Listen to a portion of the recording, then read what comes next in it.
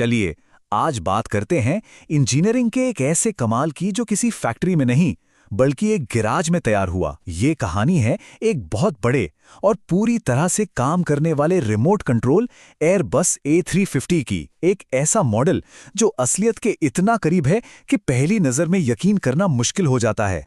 तो सवाल यही है कि आखिर एक पूरा का पूरा एयरलाइनर बनाने के लिए क्या चाहिए, वो भी किसी के अपने गैराज में।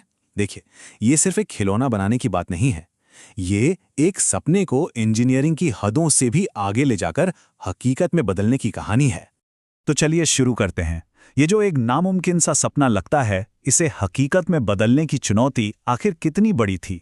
देखिए, किसी भी मशहूर एयरक्राफ्ट को दोबारा बनाना, भले ही छोटे स्केल पर क्यों ना हो, एक बहुत बड़ा चैलेंज होता है। सबसे पहले जरा अंदाजा लगाइए, एक असली एयरबस A350 के पंखों का फैलाव होता है 65 मीटर। ये एक फुटबॉल फील्ड की चौड़ाई से भी ज्यादा है। और इसे बनाने वाले रैमी आरसी ने जो स्केल चुना वो था 1:13। अब ये कोई छोटा मोटा टेबल पे रखने वाला मॉडल नहीं है, ये तो अपने आप में ही इंजीनियरिंग का एक उड़ता हुआ शाहकार है। अब जरा इन नंबर्स को आमने सामने रख कर देखते हैं, तब असली कहानी समझ आएगी। असली A350 का विंग स्पैन 65 मीटर, तो इस रेप्लिका का 5 मीटर। लंबाई 74 मीटर के मुकाबले 5.7 मीटर। लेकिन सबसे हैरान करने वाली बात तो अब आती है, इंजन। असली प्लेन में होते हैं 2 विशाल रोल्स रॉयस इंजन, और इस मॉडल में 2 असली पूरी तरह काम करने वाले जेट टरबाइन। और वजन का फर्क तो देखिए, 2,80,000 किलोग्राम के मुकाबले सिर्फ 75 किलोग्राम। वाकई ये इंजीनियरिंग का एक शानदार नमूना है। तो ये सफर एक डिजिटल ब्लूप्रिंट से शुरू होकर एक उड़ने वाले अजूबे तक कैसे पहुंचा? आइए इसे बनाने की प्रक्रिया में थोड़ा और गहराई से उतरते हैं।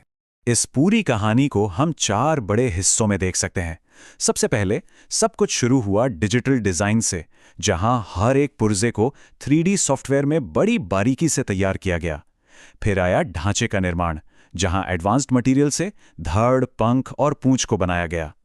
इसके बाद मैकेनिकल और इलेक्ट्रिकल काम हुआ, मतलब असली टरबाइन, लैंडिंग गियर और ना जाने कितने मीटर लंबी वायरिंग टू फिट करना। और आखिर में हाइपर रियलिस्टिक फिनिशिंग, जिसमें असली विमान जैसा पेंट और छोटी छोटी डिटेल्स पर काम किया गया ताकि ये एकदम असली लगे।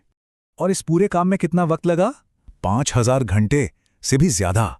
ये नंबर सिर्फ घंटे नहीं है, ये बताते हैं कि ये कोई हॉबी नहीं बल्कि एक जुनून है, एक तपस्या है जिसके लिए बहुत ज्यादा सब्र चाहिए। अब इतना बड़ा और इतना सटीक मॉडल बनाने के लिए कोई आम सामान तो इस्तेमाल हो नहीं सकता।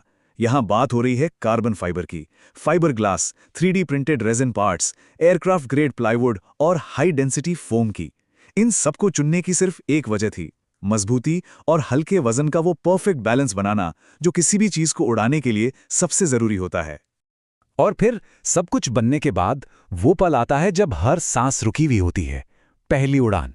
ये डिजाइन की और बनाने वाले के हुनर की सबसे बड़ी आखिरी परीक्षा थी। सोचिए, हजारों घंटों की मेहनत, एक एक चीज पर इतनी बारीकी से काम, लेकिन इन सब के बाद भी सबसे बड़ा सवाल तो वही था, क्या ये सच में उड़ेगा? जरा सी भी चूक और पूरा का पूरा सपना वही जमीन पर बिखर सकता था। और फिर वो आखिरी उल्टी गिनती शुरू हुई, T-60 सेकेंड्स। सारे सिस्टम्स की आखिरी बार जांच।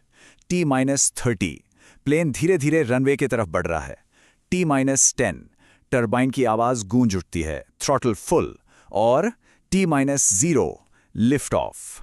कामयाबी, बस एक शब्द, सालों की मेहनत हवा में शान से उड़ रही थी।